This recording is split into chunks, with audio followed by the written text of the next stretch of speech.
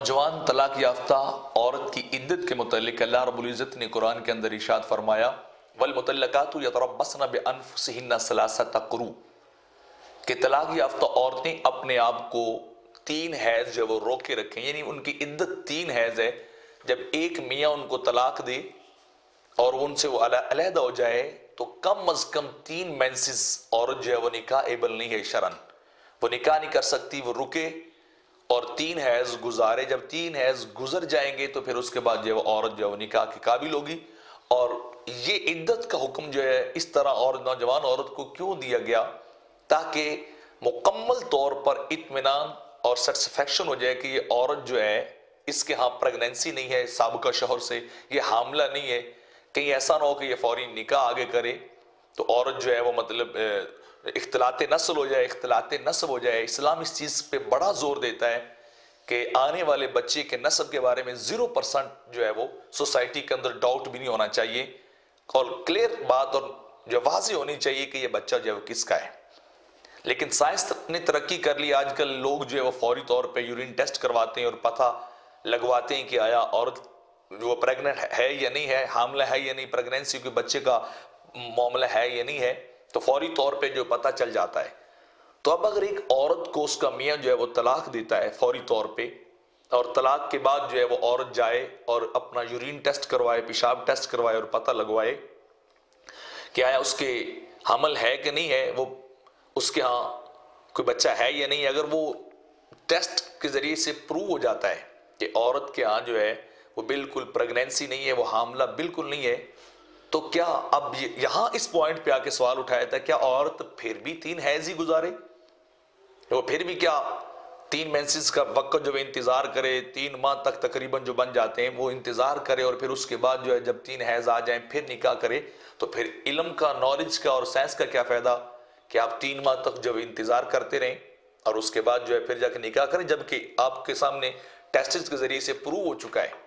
कि औरत हामला नहीं है, ये बिल्कुल नीट एंड क्लीन है, क्लियर है, इसके वॉम में कुछ नहीं है। तो क्या फिर हम फौरी औरत को जो है शरन निकाह की इजाजत दे देंगे?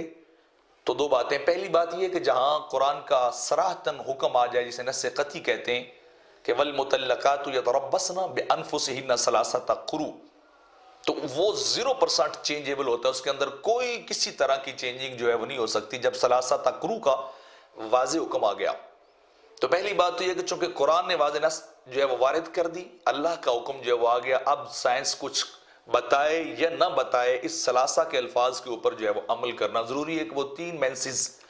3 टन्योर जो है पीरियड जो है वो गुजारेगी, उसके बगैर उसके को निकाह की इजाजत जो है वो नहीं दी जा सकती। लेकिन इस हुक्म और इस इद्दत के हुक्म की जो है वो हिकमत और इसके रीजन और सबब को साइंस ने आज समझा है और साबित किया है कि औरत को 3 मेंसेस 3 हैज गुजारना जब इद्दत जरूरी है। वो क्यों है? इसलिए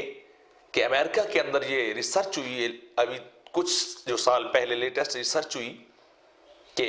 औरत जो है उसका जिस्म जो है वो जब उसके पास उसका हस्बैंड मियाँ जाता है तो वो उसके जिस्म से उसके स्पर्म और मनी के अंदर जो सीमन के अंदर जो पाए जाने वाले प्रोटीन होते हैं वो उनको अपने अंदर जो है वो एक स्पंज सूफ की तरह जो है वो जज़ब कर लेती।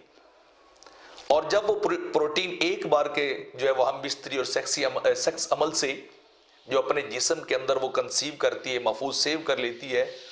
उन एलिमेंट्स को थ्रू आउट करने के लिए कम अज कम औरत को जो है वो 3 पीरियड मेंसेस हैज चाहिए। क्यों कि जब एक बार औरत को पीरियड आएगा तो वो साइंस ने साबित किया है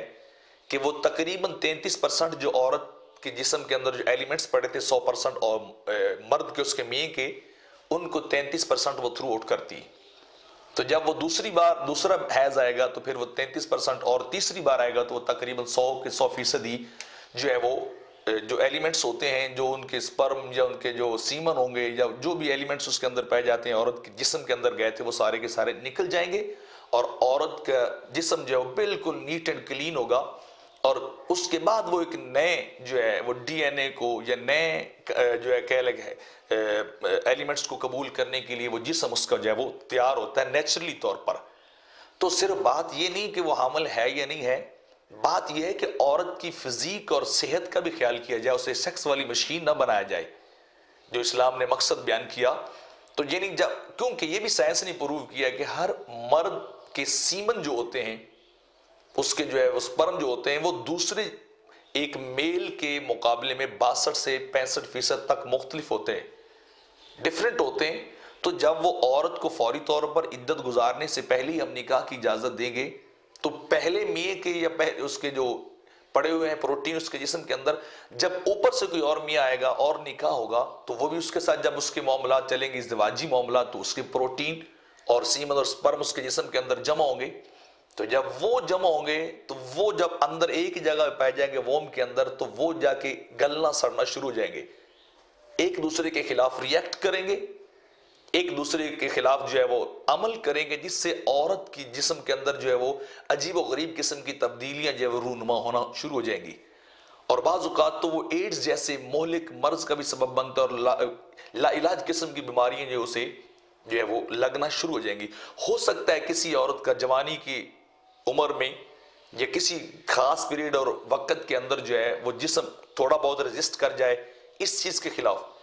लेकिन आखिरकार इसका नतीजा ये निकलेगा कि वो औरत जब बीमार होगी, बीमार होने के साथ उसके अंदरूनी मामलात जो है वो निस्वानी मामलात सारे के सारे खराब होने लग जाएंगे।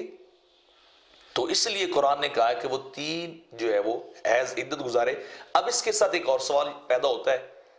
कि चलो जवान औरत के लिए तो आपने 3 हैज कहे, और जिस औरत का जो मियाँ फौत हो जाए उसकी कुरान ने भी जो इद्दत जो है अलग बयान की है, वल्लज़ीना युतवफ़्फ़ाना मिनकुम व यज़रूना अज़वाजा यतरब्बसना बिअन्फुसिहिन्ना अर्बअता अश्हुरिन व अशरा, कि जिनके मियाँ फौत हो जाते हैं वो औरतें 4 माह और 10 दिन जो है वो अपनी इद्दत को जो है वो गुजारें, और उसके बाद फिर वो जाके निकाहबल जो है होंगी। तो अभी यहां पर एक और सवाल पैदा हो जाएगा, इधर 4 माह यानी मुद्दत को ज्यादा क्यों बयान किया गया, 4.25 माह, और उधर 3 हैज और टेन्योर जो बयान किए गए, तो फिर इसकी वजह क्या है? तो इसकी वजह भी हमें साइंस ने बताई है कि जब औरत किसी जो है वो गमजदगी की हालत में होती है, सैडनेस में होती है, और किसी जहनी टेंशन और डिप्रेशन के अंदर होती है, तो जब उसको हैज आता है तो औरत का वो जिस्म पूरी तरह जो है वो वर्क नहीं कर सकता। तो जो मैंने पहले बताया कि एक बार मेंसेस आएंगे तो वो 33% के राउंड अबाउट जो है वो जो सीमन प्रोटीन होंगे वो औरत का जो है वो मतलब मेंसेस पीरियड उसको थ्रू आउट करेगा। तो जब उसको जहनी डिप्रेशन होगी, क्योंकि मियाँ फौत हुआ होगा, शरीक हयात फौत हो गया, काफ़ी सारे ख्यालात, मुआशी तौर पे परेशानियाँ, बाकी परेशानियाँ भी इंसान को, औरत को घेरे हुए होती, वो डिप्रेशन की हालत में होती,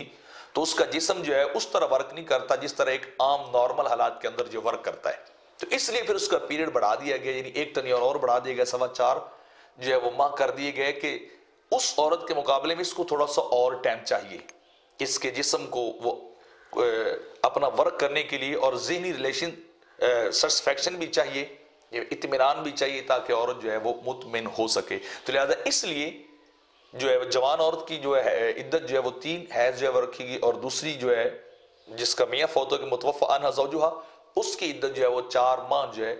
10 दिन जो है वो रखी गई है। तो जो चीजें कुरान ने पहले बयान की हैं वो आज जी चीजें जो है वो साइंस उनको प्रूव कर रही है।